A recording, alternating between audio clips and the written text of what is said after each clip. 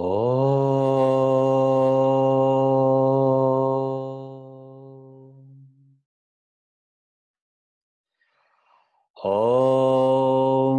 Sahana Vavatu Sahanau Bhunaktu Sahaviryam Karavavahai Tejasvinavadhitamastoma Vidvishavahai. Om Shanti Shanti Shanti.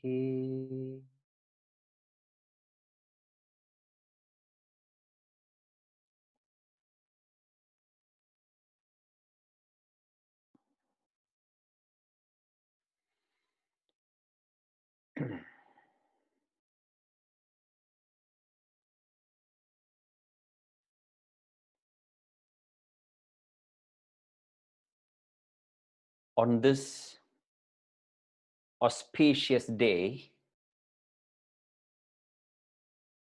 the noble divine occasion of Guru Purnima,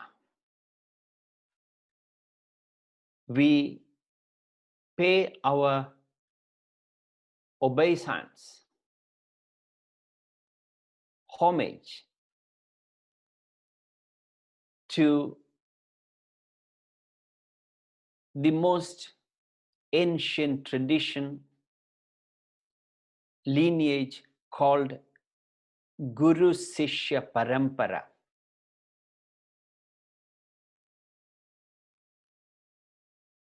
The noblest of all human relationships is the relationship between a guru and his disciples. The Hindu tradition has nurtured, nourished, divinized, and glorified this age-old tradition, this sacred relationship. And a day has been dedicated to the relationship between the guru and disciple. And it has been given the status of a paramount festival called Guru Purnima. So on this day, the Hindus throughout the world pay their obeisance, veneration, tribute, and express their gratitude to a gamut of sages and saints who have sacrificed enormously to sustain the flow of knowledge.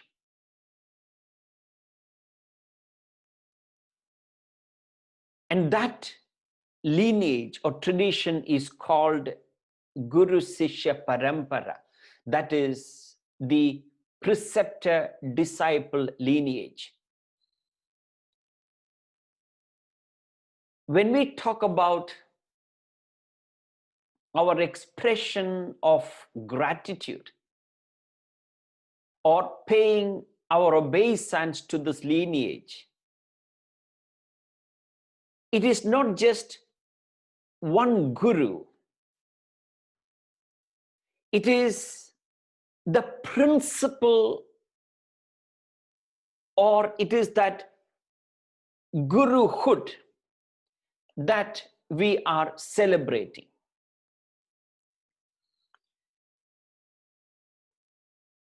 It is that gurudom, if you want to call it.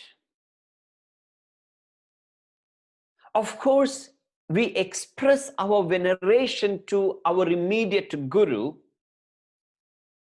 because that guru represents a gamut of sages and saints. Because that Guru is in front of us, he or she is perceptible. As you know, the word Guru is made of two Sanskrit words, Gu and Ru. Gu means darkness, Ru means dispeller. So Guru is one who eradicates, who helps us to dispel the darkness, the ignorance of our own self, and guide us towards the ultimate perfection, God realization. So on this auspicious occasion, we pay our veneration, obeisance, and tribute to not only our spiritual guide, we express our gratitude to all the sources of knowledge. We receive knowledge from various sources and various different types of knowledges that are essential. The knowledge of music, art, science, and there are varieties of knowledges. So this auspicious occasion, we express our gratitude to that principle called Guru. Now this occasion is also called Vyasa Purnima, because this day was chosen because it is the birthday of sage Vyasa. Among the galaxy of sages and saints who appeared in the tide of times, sage Vyasa stands out. There was never in the history of humanity was there such an outstanding sage with such giant intellect who brought about a renaissance, a spiritual renaissance in the Hindu tradition. If you look at the accomplishments of sage Vyasa, amazing, incredible work, superhuman, each one of his composition or work is a superhuman effort. First of all, he compiled the Vedas. Then he composed the Mahabharata, which contains 100,000 verses. And the essence of the Mahabharata is the Bhagavad-Gita. And he compiled the 18 Puranas, and each one of them is a lifetime commitment to accomplish. And all those he has done in one lifetime. Because of that magnitude of contribution made by sage Vyasa, this day is chosen as the birthday of sage Vyasa to celebrate Guru Purnima. Now, ladies and gentlemen, finding a guru that matches your spiritual need is not a coincidence, It is the effect of punya, the merit that you have accomplished for many lives. It is many lives of noble deed that you have done, because of which one is blessed with a guru that is most appropriate for your spiritual development. It is said that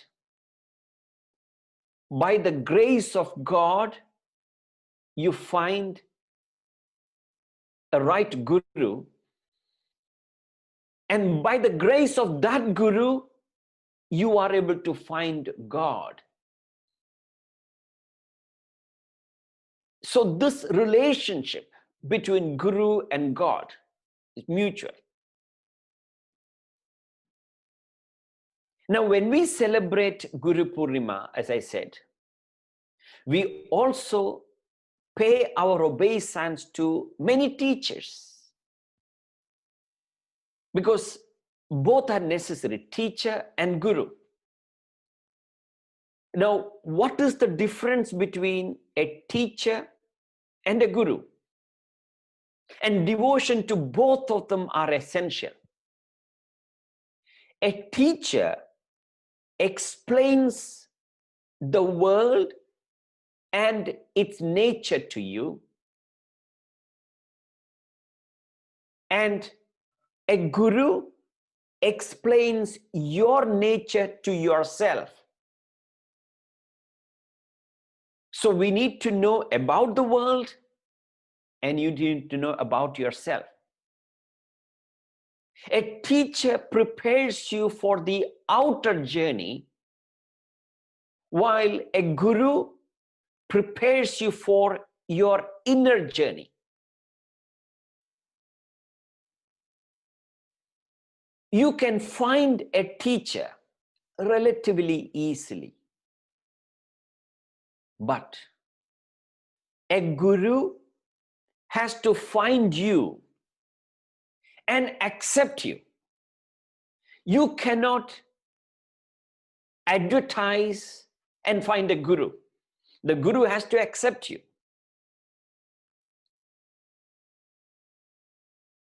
A teacher gives you knowledge, whereas a guru trains you to think for yourself. When you gain the knowledge,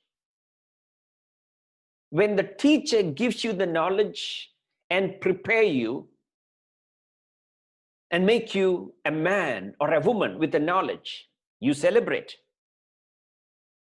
But then when guru prepares you and builds you, the world celebrates, the universe celebrates. Because when the guru builds your personality becomes an epitome of service and sacrifice to people. As a result, once the guru finishes with you, the universe celebrates, the world celebrates. A teacher teaches you how to succeed in life, whereas a guru helps you to liberate yourself in life. A teacher may give you a lot of answers. A teacher will answer your questions, but a guru questions your answers. So on this auspicious occasion of Guru Purnima, while we celebrate this noble occasion, we got to constantly remind ourselves and express our gratitude to those galaxy of sages and saints. And we reach out to that gamut of sages and saints through our immediate Guru. Guru gives us the knowledge of Vedanta. The word Vedanta is made of two words, Veda and Anta. Veda means knowledge, Anta means end. Guru gives you the highest knowledge, knowledge of our own self. And with that knowledge, the knowledge of Vedanta empowers our personality with one of the most essential mental attitude, one of the most essential, incredibly important skill, ability, capacity, potential, whatever word that you want to call it.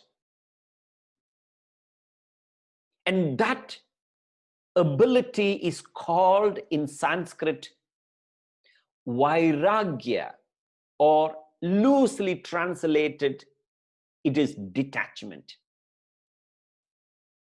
A spirit of renunciation, a spirit of detachment. When we gain the knowledge of Vedanta, it empowers our mind with that power. That is the power that enables us to succeed in life. Now, what does that spirit of detachment do to us? I'm sure you heard that word, detachment, vairagya, renunciation, many times from many sources. But what is the impact of that spirit, that mental disposition upon our personality? Vairagya gives us that amazing ability to remain calm and composed amidst the difficulties and challenges, trials and tribulation. The spirit of detachment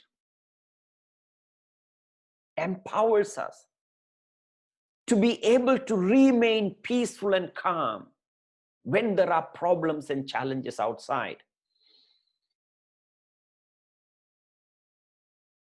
One of the questions that I've often asked people in my lectures and workshops and seminars, etc., is that,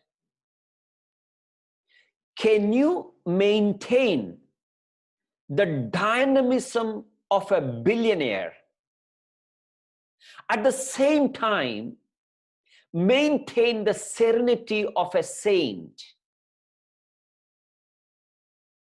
If we are able to combine the dynamism of a billionaire externally, at the same time, you're able to maintain the deep equanimity, composure, serenity within, then you have learned that spirit of detachment or vairagya. That spirit of detachment enables you to live in the present. Ladies and gentlemen, one of the most difficult skill for us to learn is that ability to live in the present. Then you may ask, what do you mean living in the present? Aren't we living in the present? Yes, we are living in the present, but where is our mind? Although we may seem to be living in the present, most of the time, our mind is either preoccupied with the regrets of the past or anxieties of the future. When we develop that spirit of detachment, we are able to live in the present. Yes, of course, you plan for the future. You may have a very hefty goal or ideal, a purpose for the future. But then we are not able to achieve that goal. We will not be able to achieve that goal that you have set for the future unless we live in the present and focus upon the present action. So that spirit of detachment empowers you with that ability to remain in the present and be unaffected by the trials and tribulations of the world. Therefore, we got to empower ourselves with this unique knowledge. Universities and educational institutions in the world, they do not teach us that technique of living in the present. In fact, very often, universities play the role of a fuel pipe, pumping knowledge. What Guru plays the role of a spark plug. Without the spark plug, fuel pipe is useless. So there is no point in stuffing our mind with a whole lot of information which we are not able to use. According to survey, one of the research that was done in Europe somewhere, they researched, they found, and it's a common proof for all of us, an average human being goes through about 15 to 17 years of education and learning.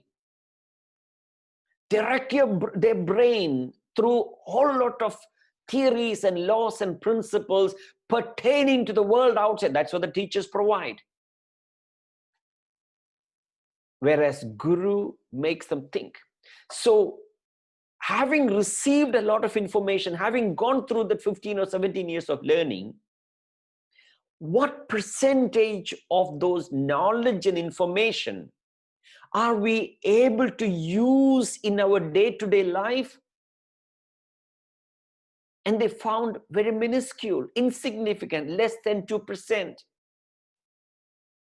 So that is where the Guru comes in, empowers you with the knowledge, and that helps you to remain in the present. That ability is vairagya, detachment. Now, ladies and gentlemen, for every single one of us in this world, there is a space. It is the most valuable space. It is the most precious space. That space is most valuable to you than all the property, the other spaces that you have invested in. That space that you own is far more valuable to you than if you have an office space in Fifth Avenue in Manhattan.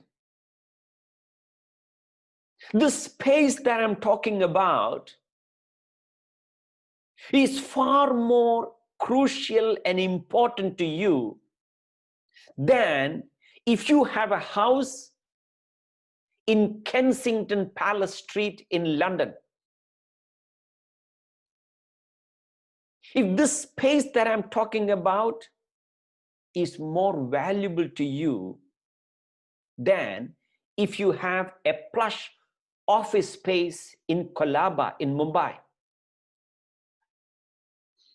It is so valuable to you, it is so crucial to you because it is in this space that your life is designed, constructed, and manufactured.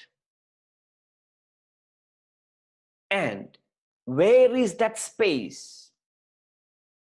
That space is between your 2 ears. That space is between your 2 ears.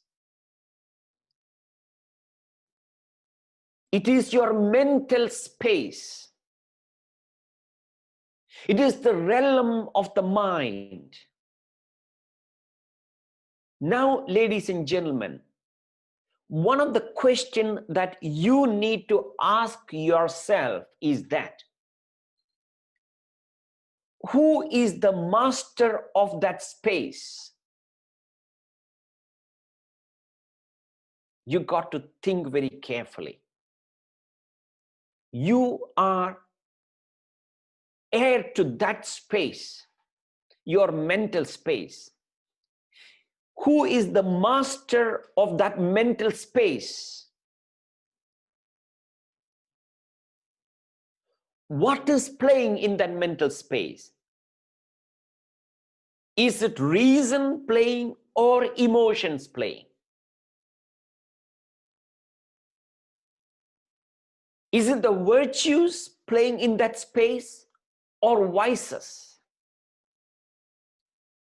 Is it the higher aspirations or lower temptations? What is playing in that mental space? Is it discipline or indulgence? Is it the spiritual values or worldly desires? Is it the Devas or Asuras? Is it the Kauravas or the Pandavas? Is it the Satan or Christ? Is it Allah or Shaitan? Is it gods or demons? What is that is playing? Is it Mara or Asura? In fact, the celebrated Shastra, the Bhagavad-Gita, one of the greatest manual for human life, begins with that question.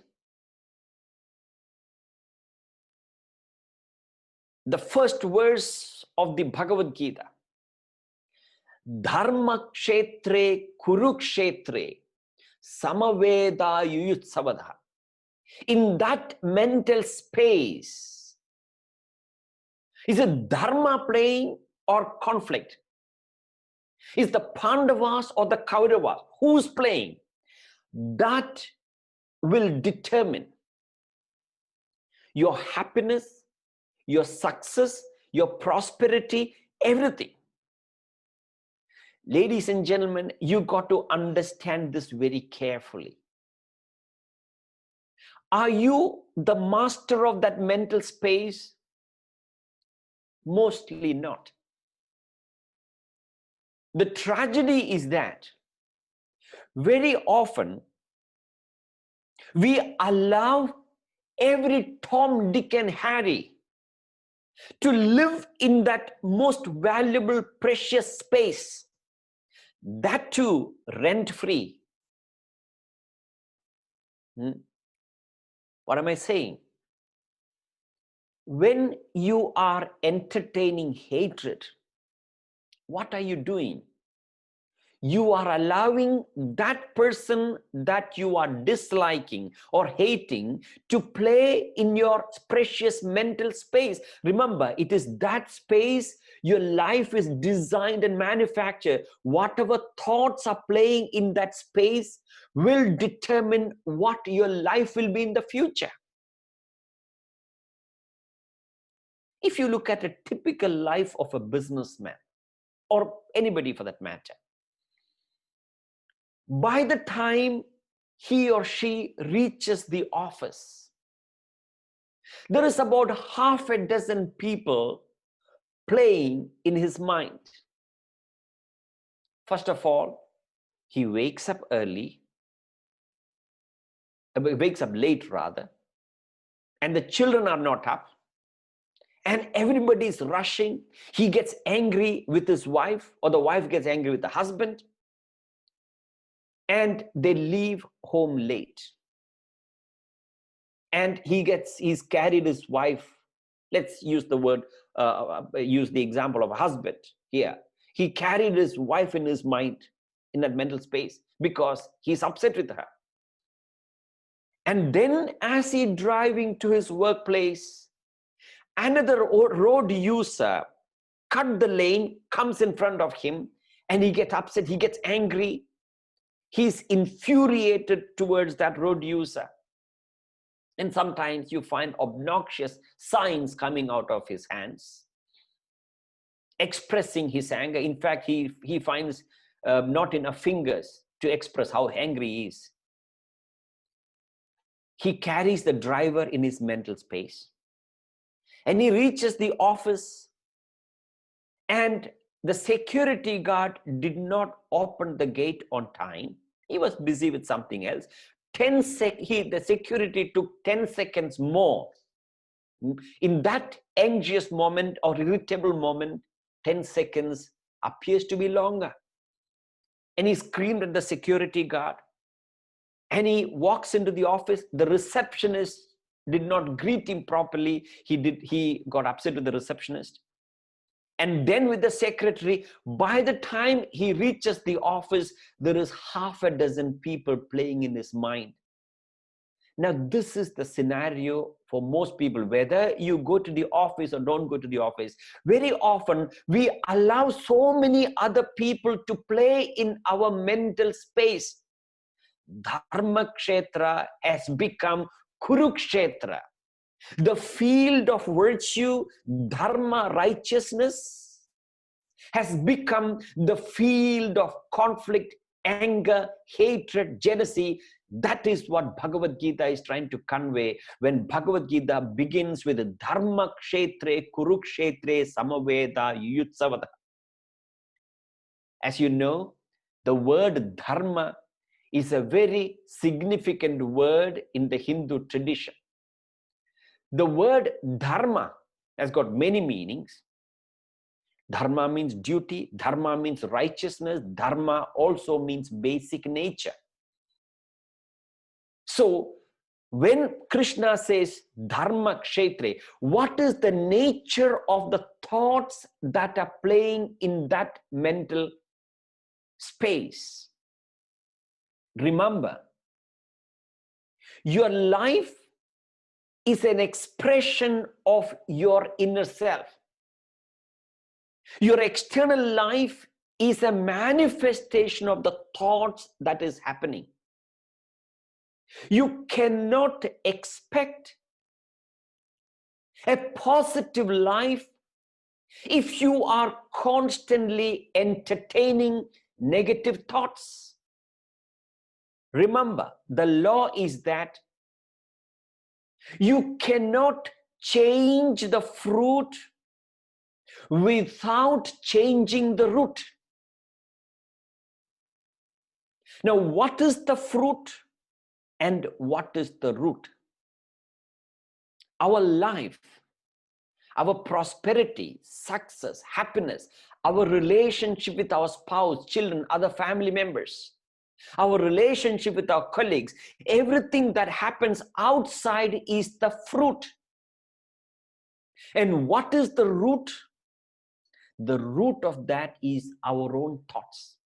Our life is an expression of our thoughts. You've got to think carefully and understand this. A lot of people waste their life breaking their head trying to correct the world, while all that they need to do to take control over the field within, which is the mental frame, the mental space rather. Are you the master of that mental space? That will determine your happiness, joy, peace, and contentment in life. Your life is an expression of your thoughts, your emotion, your feeling. Remember, the world that you experience is not the way it is there, it is what you are. The world, your experiences of the world outside is not as it is there, it is as you are. There is an interesting episode in the Mahabharata. Krishna, Bhagavan Krishna, wanted to convey a message to Duryodhana specifically, and of course to Yudhisthira as well, although Yudhisthira had no problems. One day, Bhagavan Sri Krishna called Duryodhana and said, Duryodhana, listen, this is what I'm going to tell you, something very confidential. It's only between you and me. I have a very noble, a very sacrificial deed to be accomplished. A very great humanitarian act to be performed. It is so noble, so kind. Would you please go out and find the noblest of human beings, the most kind person that you can come across, the most virtuous person that you can come across. Please bring that person to me. Duryodhana set on the mission to find a noble person. And a little later, Krishna called Yudhisthira. And he said, Yudhisthira, I have something very secret, very confidential to tell you. I have a very wicked job to be accomplished.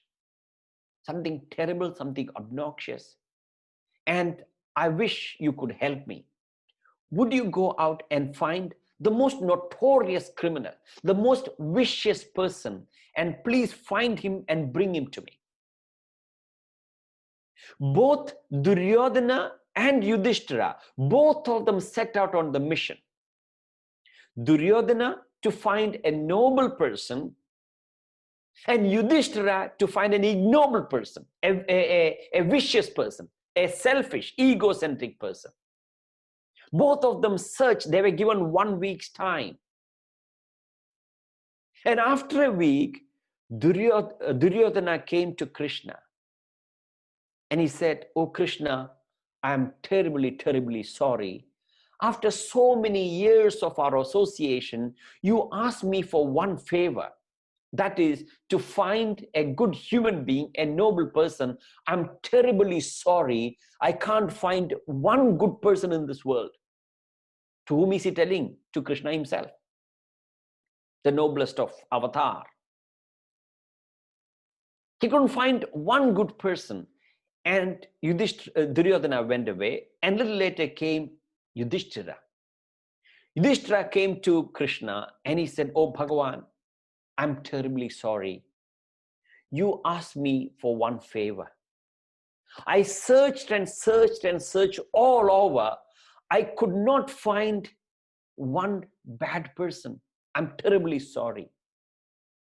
Both Duryodhana and Yudhisthira, both of them searched in the same world. They met more or less the same people, same environment. Duryodhana could not find one good person. Yudhisthira couldn't find one bad person. Now, what the story is trying to convey, as you would have gathered, is that what we see in the world is what you are. There are a lot of people who judge, they compartmentalize everything, whether it is people, whether it is politics, whether it is politician, whether it is technology. The other day, somebody was telling me, oh, Facebook is full of negativity. There's so much of terrible things happening. If there is negativity inside you, then you will see only negativity in Facebook. If you have nobility inside, you will come across only positive things, good things on the Facebook. The social media, of course, I do understand the fact that nobody should ever get a victim of addiction to that social media. But technology is a fantastic thing so long as you use the technology effectively, so long as the technology do not master us. Einstein said, I fear the day when technology overpower the human interaction, the world will have a generation of idiots. So long as you don't become an idiot that Einstein mentioned, then social media is a fantastic tool. Many of you are watching or listening to me on the social media, on the Facebook.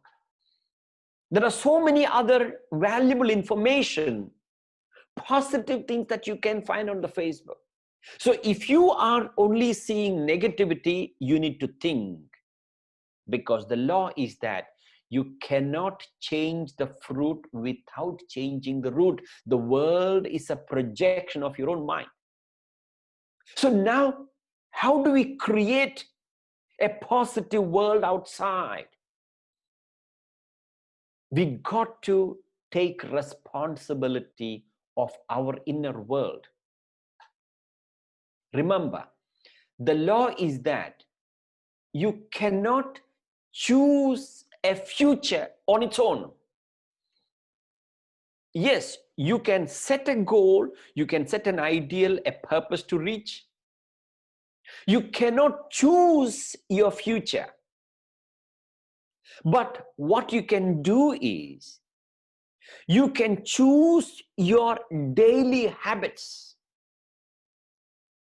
When your small daily habits that you are engaging, and if those small habits are positive, those habits gradually but surely will make your future positive. Today, humanity is by and large an impatient society. Even in the spiritual field, even in self-transformation, we want to become Christ overnight. We want to become Krishna overnight. It's not possible. Our nature will not change overnight, because the change of our personality, our change of our nature is an organic process. It is an organic growth. Just as when you plant a seed and you nourish it with manure, fertilizer, water, and everything that the seed needs, the right soil, and then you have to wait. Depending upon the nature of the seed, you may have to wait for weeks or even months for the seed to grow into a sapling, to a tree. You cannot plant the seed today and reap the fruit tomorrow. There has to be a time span between sowing the seed and reaping the harvest. But a lot of people don't seem to understand that, because today in the world over, you'll find all over in social media, etc., of self-transformation programs and courses that offers you quick fix solutions, quick fix band-aid solutions that will not have a long-term sustenance. If you want to transform yourself, you got to have the mental stamina to put in the effort, at the same time patience. If you don't have that, people expect an exponential growth. When it comes to self-development, spiritual development, you got to give up the desire for exponential growth, and you got to agree with incremental growth. But today, people want exponential growth. But the self-development works on the law of incremental growth. Exponential growth, as you know, when you multiply a number by itself, it is exponential. But that doesn't happen. But that's what people are expecting, because they don't have the patience. That is why Shirdi Sai Baba, his message was 2 words: Shraddha and Saburi. Shraddha means that consistency, the intensity of effort, the determination to pursue your spiritual goal until you reach that destination. And in the process, that is called Shraddha. In the process, you got to have Saburi, that is patience. If you don't have the patience, our mind will crave for instant gratification, instant benefit. If our mind is programmed with the idea of instant gratification, that is when we become an impatient person. We are an impatient society because everything is transformed into instant. We have instant tea, instant coffee, fast food, instant marriage. When it comes to self-development, remember, it is an organic growth. Once, there were 2 young men. Let us name him Ram and Krishna. Name them Rama and Krishna, let's say. Now, both of them were given a choice. The choice was that $1 million, all right, or let's say $3 million, let's increase the figure. Would you choose $3 million on one hand? On the other hand, you have 1 penny. But that 1 penny will grow double every single day.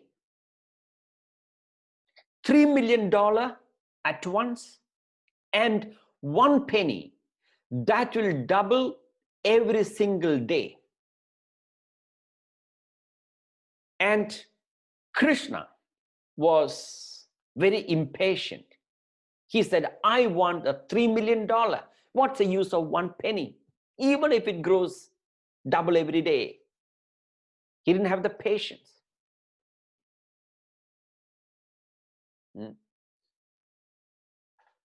Krishna chose the $3 million, and Rama was more than happy to choose 1 penny that will double.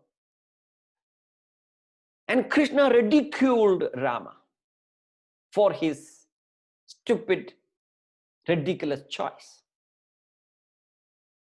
And both of them accepted the offer, all right? And that 1 penny, next day it becomes 2, third day it becomes 4, and it went on explore. And after 5 days, that 1 penny became 6 pence. That's all. And Krishna was ridiculing him.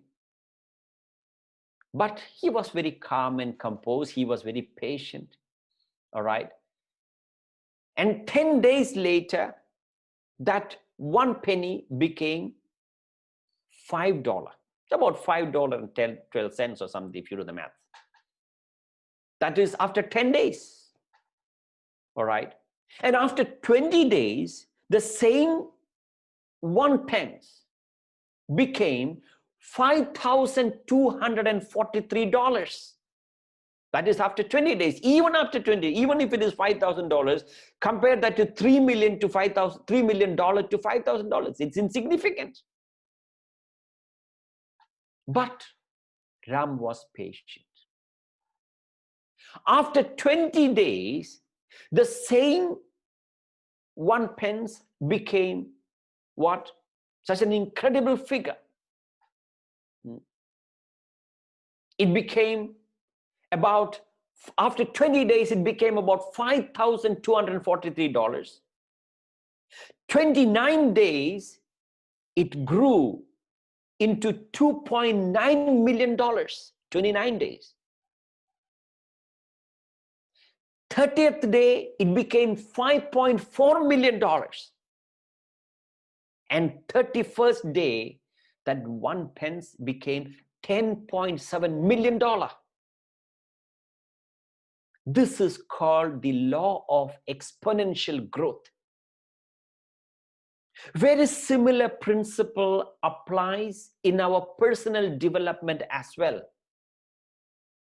What we don't realize is that certain negative habits that we have, it keeps growing exponentially. By the time you realize that bad habits hold us as a hostage. Samuel Johnson said, the chains of habits are too weak to be felt until they are too strong to be broken. The chains of habit are too weak to be noticed until they are too strong to be broken. Now, we can exercise our self-effort. Remember, as a human being, what makes human being unique in comparison to the other creatures? Of course, I don't recommend we assume a superiority over the other creatures, because the whole of Western world is assuming a superiority. We human race has a superiority over other creatures. As a result, we destroy the animals, we destroy nature. We ought not to assume a superiority, a special position in this world over the other creatures. However, we as human beings have got one power that is unique to every single one of us. That is called self-effort or free will. In Sanskrit, it is called Purushartha. The law of future is that. What is future? Future that we all want to, what the success and happiness in the future I'm talking about, that all of us want to achieve. Your future is nothing but the continuity of the past that is improved and modified in the present. I repeat, future, our future is nothing but the continuity of our past, and that has been improved, qualified, and modified in the present by exerting our self-effort. By exercising that self-effort in the present, in small action, we can create a significant future. That is what I meant by the law of incremental growth. One small habit changed today, and that change or habit that you put in effort today will have that impact tomorrow and the day after. And the same principle holds good for the negative habits also. When you indulge in a food that you ought not to indulge in, it keeps multiplying. I would use a term, an acronym, that is SMB principle. SMB principle. SMB principle is small action,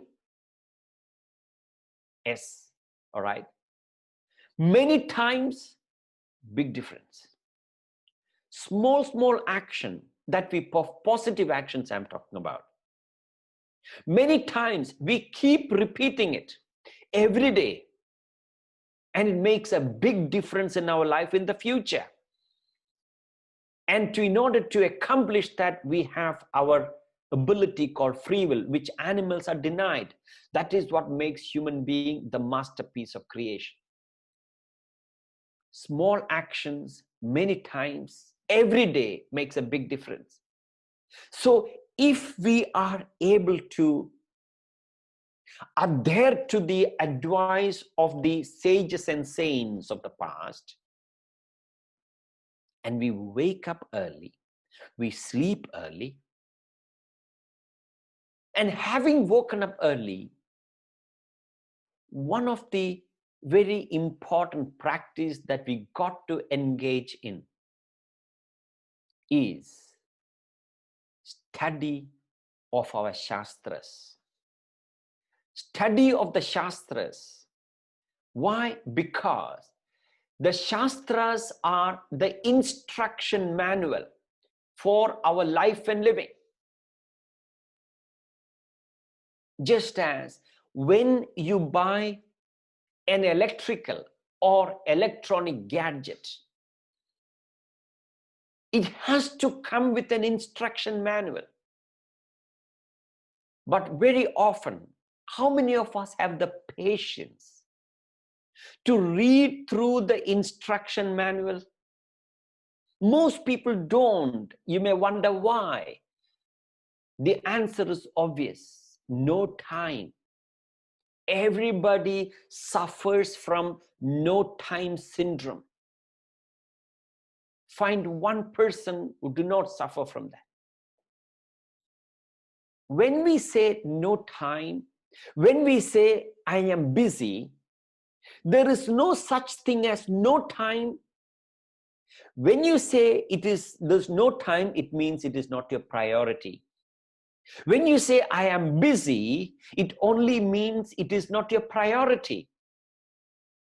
Yes, you can have many other priorities. So one of the priorities should be every day is assimilating the spiritual knowledge. Why? Because, as I mentioned to you earlier, the most valuable space that you and me have is the mental space. So we need to reinstate virtue in that mental space. We need to make nobility and virtue the master of that mental space. And what is the tool that we have? It is the spiritual knowledge. So when we assimilate the knowledge little by little, half an hour, 45 minutes, 1 hour every morning, we reflect upon it, contemplate upon it, and let this knowledge seep into our system. And then you find when the knowledge gets crystallized, remember, the law is that crystallized thoughts motivates into action. I repeat, crystallized thoughts motivates you into action. All of us know what is good and bad, what is right and wrong. But the problem is we are not able to do what is good, what is right, what is positive. Why? Why are we not able to do what is right and what is positive? Because we have the information, but we don't have the wisdom. As you know, there is a fundamental difference between knowledge and wisdom. Jnanam and Vijnanam. Jnanam is knowledge. Vijnanam is wisdom. Vijnanam is visheshena jnanam.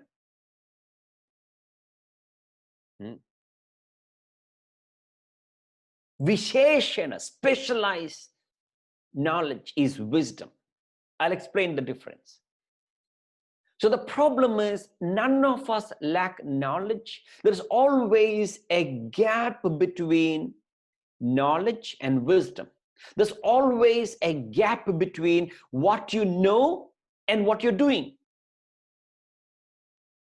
The further the gap, the worse it is for us. The narrower the gap between knowledge and wisdom, what you know and what you do, the better it is for us. So every day, how do we pay our homage? How do we express our gratitude for the sacrifices that the gamut of sages and saints made? Just by keeping the picture of your guru, or just by worshipping the feet of your guru, no benefit is not going to accrue. You may do that by all. Of course, you can express your gratitude to guru, your obeisance, your reverence to guru by worshipping the feet. No problem. Paduka puja. That's a ritual that Hindus perform. But then that alone will not bring about the transformation. So if you really want to express your gratitude, that is called Guru Dakshina. That is to assimilate the knowledge. Take in the knowledge little by little, bit by bit. Think about it. Contemplate upon it. Ask a question. There are 7 questions you got to ask. This is what I would call the 7 friends tried and true. And who are these 7 friends? The 5 questions: what, when, where, who, which, and why and how.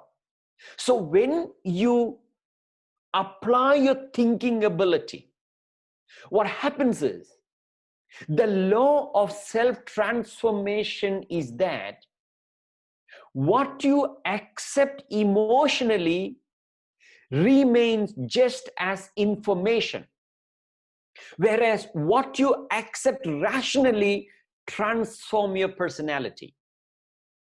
I repeat, the law is that whatever you accept emotionally, it just remains as information, whereas what you accept rationally, by applying your thinking, it transforms your personality. You can accept the philosophy of the Bhagavad-Gita simply because it is coming from the mouth of a great avatar like Bhagavan Krishna. Yes, you have the greatest reverence to Bhagavan Krishna, but based on that reverence or emotion you accept just because Krishna said it, it will simply remain as information. But when you apply your thinking ability, what did Krishna say? When did Krishna say? Where did he say? Why did he say it? How did he say it? When you apply the reasoning ability, what happens is you are churning your thought. And that brings about self-transformation. So that is called manana, reflection. So receive the knowledge, you listen to it, and you reflect upon it. That is called manana, shravana, manana. And then eventually you experiment it and practice in your life. Then knowledge becomes wisdom. That is the way we pay our Guru Dakshina to the galaxy of sages and saints. Just by giving a dakshina to your guru, your duty is not complete. Remember, you and me, as beneficiaries of this great tradition, great spiritual knowledge, we have a responsibility that is called Rishi Rina. That is the indebtedness to the galaxy of sages and saints. And how do we reciprocate that indebtedness? Not by simply worshipping the photo of the guru. Not simply worshipping the feet of the guru. You may still do that. But then, are you practicing the instruction, the message, living those values and principles in your day-to-day life? If you are not, then we are not expressing our Guru Dakshina. in the Mahabharata, there is an interesting story. In the Gurukulam of the Pandavas, they were learning the Shastras, the Vedas, moral studies in today's context. They were taught Shastra Vidya, that is the art of archery. They were also taught Atma Vidya, that is the knowledge of the self, knowledge of one's own personality. Atma Vidya, how to transform oneself. So, the headmaster of the school, so to speak, in today's context, wanted to test how much each student has learned. So the master asked the question to all the students one by one, and every single one of them repeated the Vedas, Bhagavad-Gita verses with the meaning. All of them, the four brothers of Yudhisthira, the four brothers among the Pandavas, literally, express verbatim what the Vedas talking about. And the headmaster was very, very happy with the knowledge. And when it came to Yudhisthira, and the master asked Yudhisthira, how much have you learned? What have you learned? Yudhisthira very hesitatingly said, I only learned 2 lines. And when the master heard, after so many months of teaching, you only have learned 2 lines? That is a disgrace to me as a teacher. That is a disgrace to you. How can you do that? How could you waste your time here? And then the teacher was upset. The headmaster was very upset, very angry. And he started thrashing the boy. Those days, corporal punishment was allowed. He physically hit him, thrashed him. But Yudhisthira stood there unmoved. His face was an epitome of serenity and calmness. He was so calm and composed. When there was no reaction from him, the headmaster was even more upset and continued his physical abuse to the young boy. And the headmaster was so puzzled by the calm and serene countenance of Yudhisthira. And as he was so calm and peacefully maintaining his serenity, the headmaster's eyes fell on the first line, what Yudhisthira wrote. The first line that Yudhisthira wrote is, never get angry. Never be upset in life. And when the headmaster saw that line, he was so ashamed. He understood what Yudhisthira meant when he said, I only learned 2 lines. And the headmaster was so embarrassed. After so many years of learning, he could not control his anger. He was so upset, he thrashed the boy, and the headmaster knew that he is going to be the prince. He is Yuvraj, he is going to be the king in the future.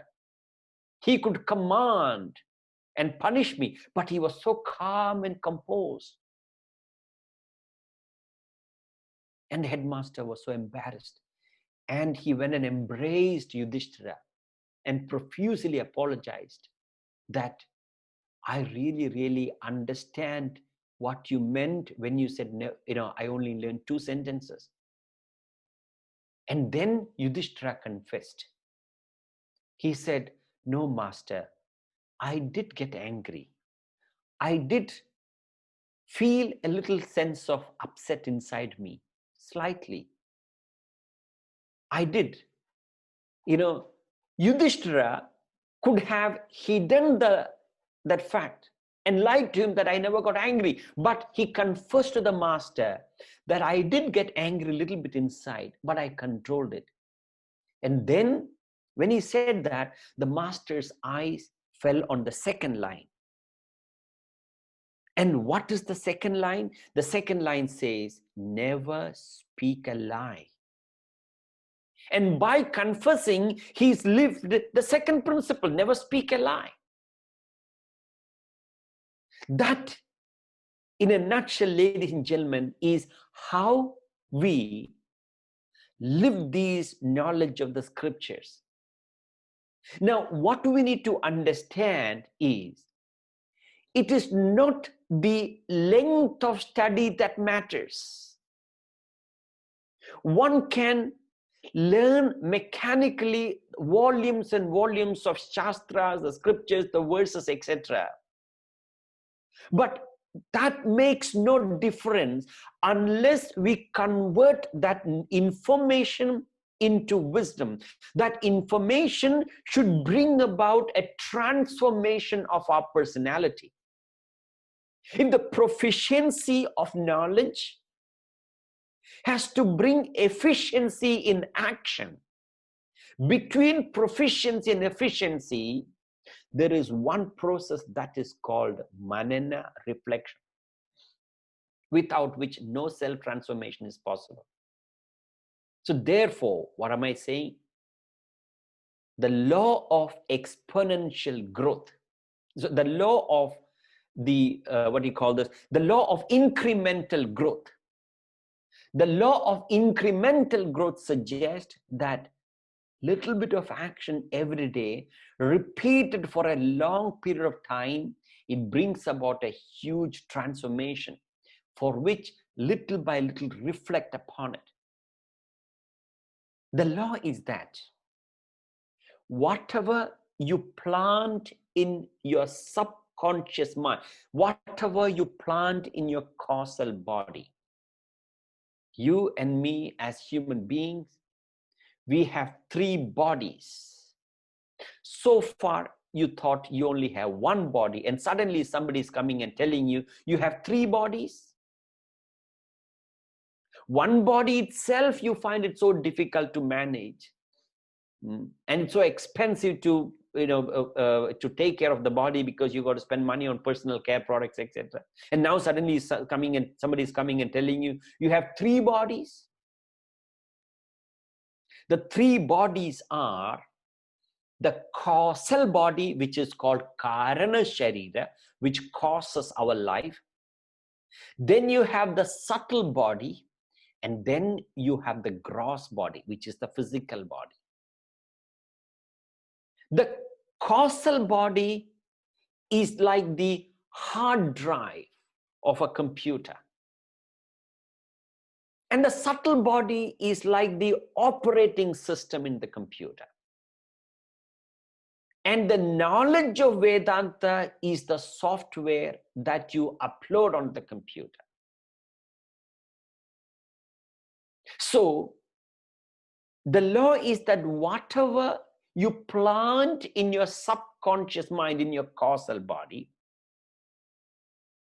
you constantly nourish it with conviction. You empower it with a lot of emotion. You cherish it with a lot of feeling, lot of passion.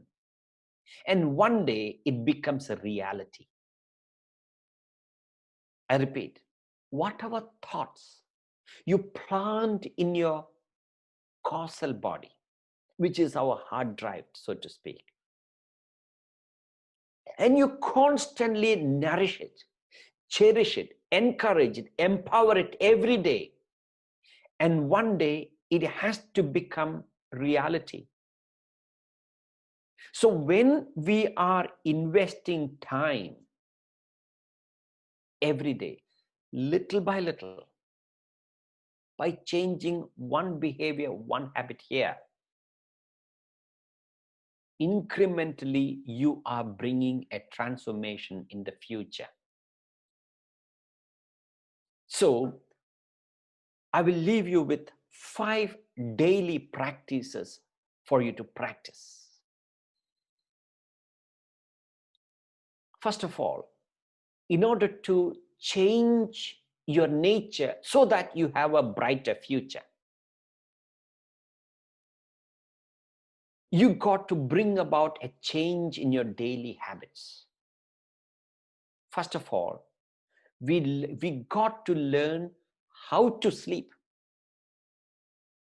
A lot of people don't even know the basic aspect of sleeping pattern. Many people tend to keep awake very late. We are not nocturnal animals to keep awake till 12 o'clock, 1 o'clock in the night. Our personality is engineered to sleep early and wake up early. Our personality, unlike nocturnal animals, we are born with that mechanism so that we sleep early and wake up early. When we say sleep early, no later than 9:30. And having slept early, in fact, learning to sleep itself is a habit, is a technique. A lot of people do not prepare themselves to sleep. As a result, they lie down and they're tossing in the bed for half an hour, 1 hour before they fall off to sleep. So there has to be a preparation, a programming, so that you sleep early and you wake up early. What time? At 4 o'clock. That is the most auspicious time. It is the holy hour. It is called Brahma Muhurtam. And why do you need to do that? Because that is when our mind is very calm and serene. Our intellect is very alert and precise.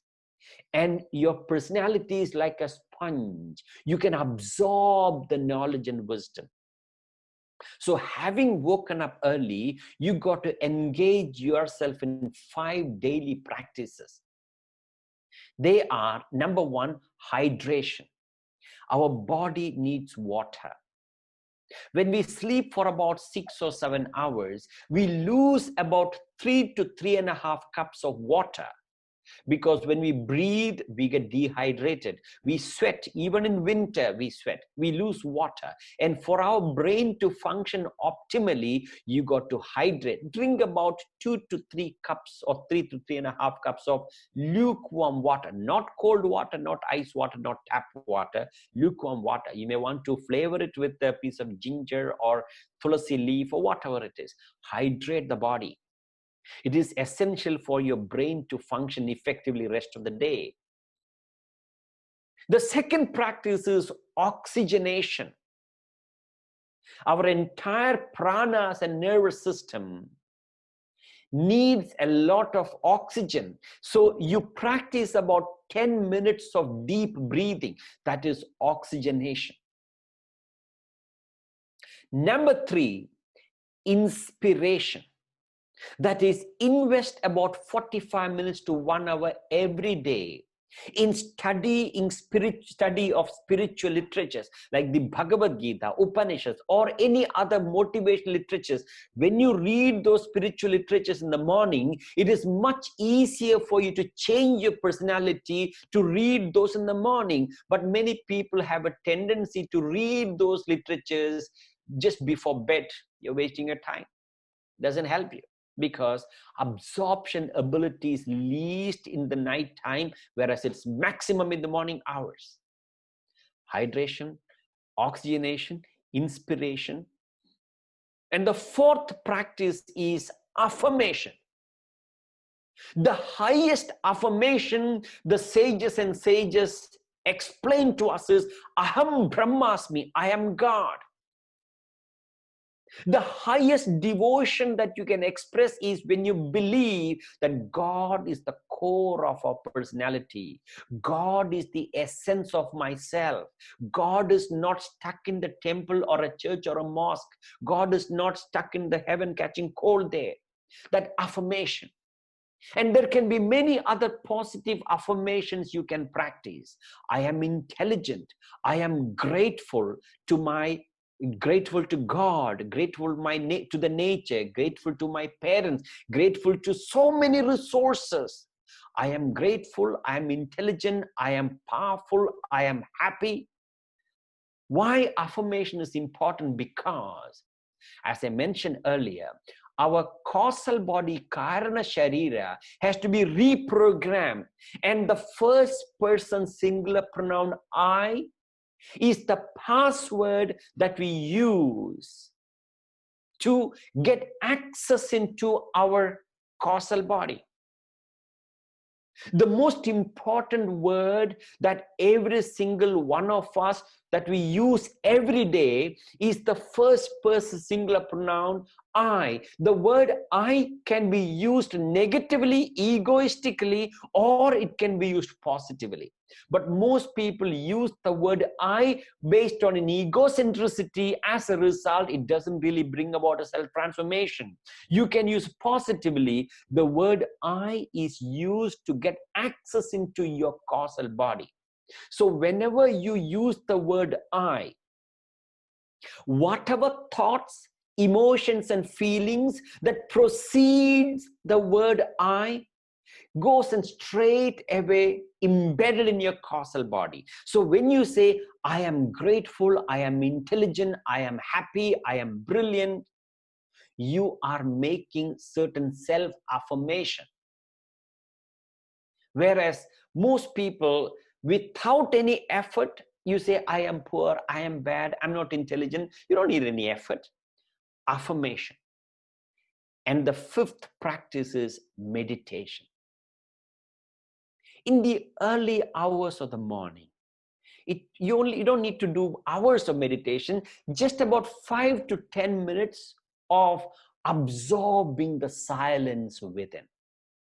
Feel the silence outside and gradually move into the silence within. And then we learn to silence our mind, the restless mind. So let our day begins with hydration, oxygenation, inspiration, affirmation, and meditation. And then you're prepared for the rest of the day to meet the challenges of the world. But today, what most people do is that, first of all, waking up is a difficult thing. As soon as the alarm goes off, you put it on snooze. 5 minutes later, again it goes on. Again it's you put it on snooze. And by the time you're late, you jump out of the bed with a lot of fear and anxiety because you are late.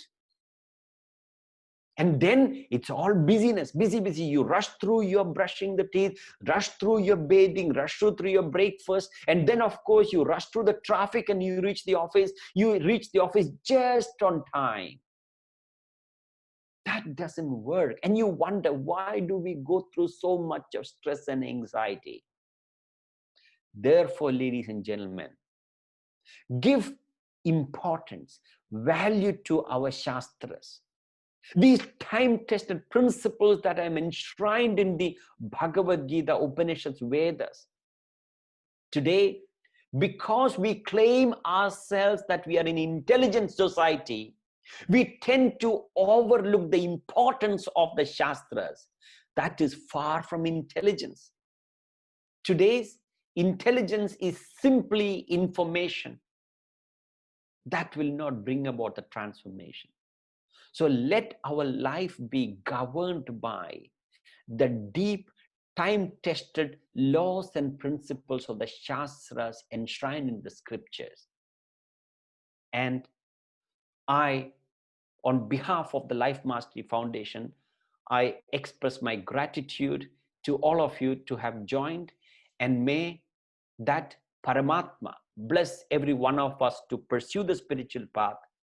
We seek the blessings of gurus, the masters and self-realized souls, and all the other spiritual masters to bless us in our spiritual journey.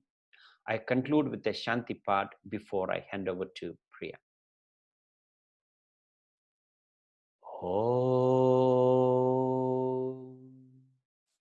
Om Purnamata Purnamitam Purnat Purnamudachyate Purnasya Purnamataya Purnamevavasishyate.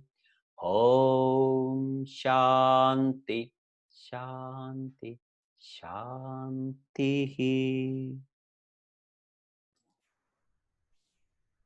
Thank you.